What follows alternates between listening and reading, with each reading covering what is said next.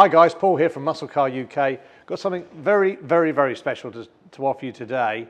Shelby GT 500 manual. Don't think it comes much better than that. I know I've said it before on certain cars, but this is top of the tree. This 1968 is something really special. And it's a car that we'd all love to own, and driving it is something else. Shelby wanted to bring in a GT with Ford in 1965, and they built the GT 350. And that was an out-and-out sort of race car, really was sort of a car which you got into, and for want of a better word, was a little bit uncomfortable, hard, raw race car. And then over the few years that they've been doing it, Ford had decided, along with Shelby, they wanted a real grand tourer to sort of go up against the Jaguars and the Ferraris and in their market in America. So that was where the 7-litre, yes, 7-litre GT 500 came to pass. And that was decided that he wanted something more luxurious. So you could have a car that literally, GT stands for Grand Tourer, so literally a touring car. So something you could stick on a motorway and do 120, 130 mile an hour all day long. And this was the sort of car that could certainly do that. And that's what became famous. This car's been made famous in many films, which I'm sure you all know. But the GT 350 was a great car, fantastic car, and a lovely car to own, but very raw. Whereas this was for the guys top end of the tree that wanted something really special. And Shelby got together with Ford, as always, and worked out what they were going to do. Now you'll notice that on this particular Mustang, Shelby never put Mustang on the car at all. It just had Shelby or Cobra written on it. So you won't see any signs saying Mustang, but you will see quite a few saying Shelby. The 68 model had a slight bigger nose on it, and these air vents came a lot closer to the edge of the bonnet. And if you look at the front grille, they have the two lights here instead of the two big spotlights at the front. So that was reminiscence of that's exactly how 68 should be, with this big wide mouth looking at you. And obviously the air intake through here to cool the rad and to cool the engine up here. Absolute stunning car. And as you look at this huge bonnet here, it really is fantastic. You've obviously got the vents, the shark fin vents as I always call them here, but all the panel gaps, absolutely superb all the way around. Fiberglass bonnet, of course, because for lightweightness. And then when you come through here, you could get 3 types of wheels, or actually 1 type of hubcap, and then two different types of wheels. You had the Kelsey Haynes 5-spoke alloys, or these particular, which I think are the best and slightly rarer, are the 10-spoke aluminium. And look at those, they're absolutely gorgeous. Beautiful original wheels with the Cobra sign inside. This one's upside down, but look at that, absolutely beautiful.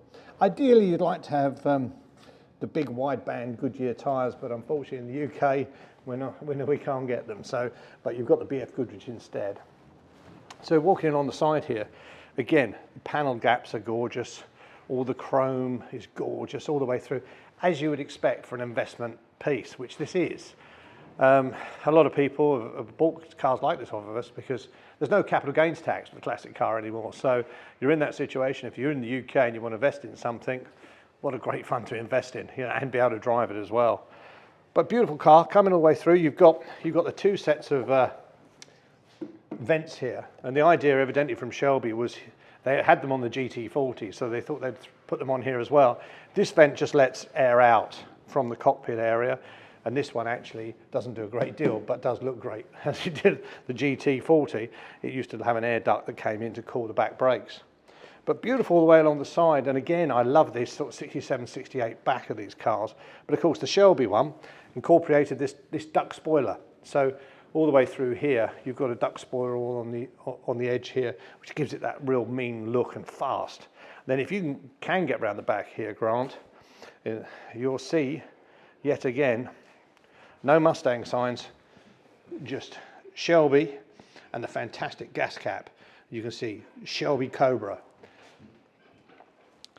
And then flanked either side of that gas cap is these sequential lights, which came off the Thunderbird, evidently. That's where they were used from. So you can always tell if it's a Shelby, if it's got these beautiful lights. They did do a couple of Mustangs, California Special, that had these, but in general, if you look at that, you know it's a Shelby. So absolutely stunning car that is, you know, no expense spared has been the situation when this car was restored, and a fantastic car. This car is number 00551 on the Shelby register. So for you guys that want to check it out, no problem. The Shelby register is a book where all the Shelbys and owners are put down so that you can tell who's owned it. It was a Texas car, spent most of its life in Texas, hence it's in beautiful condition. But it was built in the Mustangs plant and transported to Texas, where it stayed pretty much all its life until 2016, when it came across the pond. And it's had a couple of owners since, and they've thoroughly enjoyed it. But now it's up for sale again. We're very pleased and honoured to have this in stock. And what a magnificent vehicle. As you can imagine, this car has got the Shelby register, so you've got all the previous owners are all documented there. But what is also nice with this is you've got a few other bits and pieces. You've got the original build sheet here of the car, plus you've also got the invoice, and it shows that it was sold to a dealer in Texas, where it spent most of its life. So you've got the build sheet. You've also got the Marty report here, showing where it was built, what extras it had on the car, which it still has today, the date it was built. There are only so many with this paint trim combination, and as you can see, there was only 1,020 GT 500 cars built, and how many of those left, I'm not too sure. But a great sort of file here as well, with some of the work that's been carried out in the car, original owner sheet here as well. So there's quite a bit to be had here. You know, there's lots of information that you'd expect to have with this car. So again, come down, have a look, and inspect it yourself, and see if you fancy driving this one home. When you open the door to this car and you just look at the door shuts and everything else and the way it's been done, it's superb. It really has been done exceptionally well. But you look inside and this is absolutely a standard. It's all obviously been restored in its time, but it's absolutely beautiful condition all the way through. The seats, the carpets, the dash, as you would imagine on a car like this, everything works. You know, it's got the deluxe trim in it, which they did have. All the courtesy lights are working. The dash, you notice down here, they used to have the dials up the top, but they brought them down here into the center console for the alternator and the oil pressure. The only thing that is slightly modern is this stereo, which has been done in a retro style, but is actually a Bluetooth, etc. But this is exactly how they built the 68s, and this has also got the tilt-away steering wheel, which is a great thing to have as well. So you can literally have it which position you prefer. But lovely car, beautiful way through. You can see the roll bar here. This was standard on the GT 500, and it's obviously steel and it's covered in like a plastic with where the seat belt comes to. And in the back here, we've got the split seats again. So you've got your sports deck there. You can just throw that up there, and that clicks in. But again, all in beautiful condition, courtesy lights working all the way through. Just a really top car, and a great investment for anyone, and what a great thing to have and enjoy. And if you've got a collection of cars, to have a GT 500, it really is something super special. Now let's have a look underneath the bonnet where all the fun is. And now the bit we've all been waiting for, the 7-litre engine. I can't believe they got that engine in there. They must have taken some design to get that in and be able to be operational, because that's a bit of engineering. You've got a 7-litre engine in a Mustang here. I mean, it's just absolutely gorgeous. Just look at it. Again, Cobra Le Mans. You know, they've been winning Le Mans in all different types of cars, and they run that through with this. Just absolutely amazing. Still got Ford Moco, you know, got the correct hoses on it. This is all stuff you'd expect to see on a top investment piece, don't get me wrong, but it's just lovely to see it. Fiberglass hood, as it should have. Just gorgeous. Obviously it's got power steering, it's got the servo for the disc brakes. Just wonderful piece of machinery. I mean, I just love this car. You can't get a lot more than that on it. You've got the original Shelby chassis number, you've got the correct tag numbers here and everything else. It's a you know, 428 engine. They called it the Interceptor engine because that was what was put in the police cars of their day. But we've checked this out, of course, and the gearbox matches, the diff matches, the engine matches, everything that you would expect for something of this quality.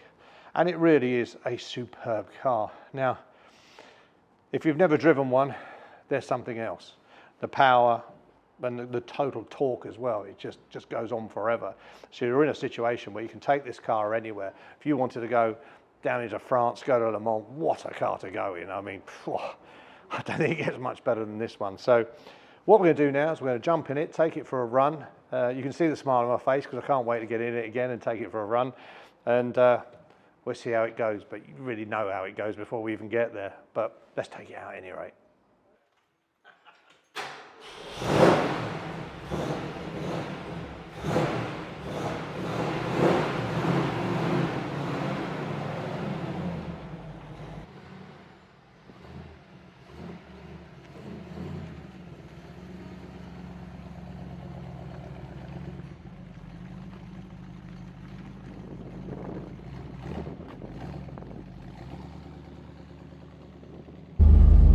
We are again in this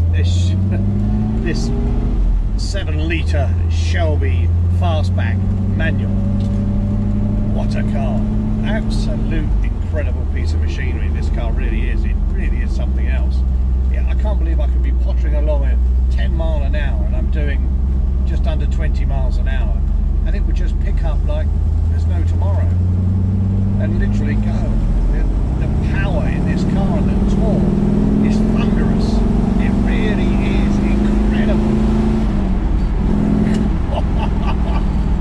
You can't help but love this. You really can't.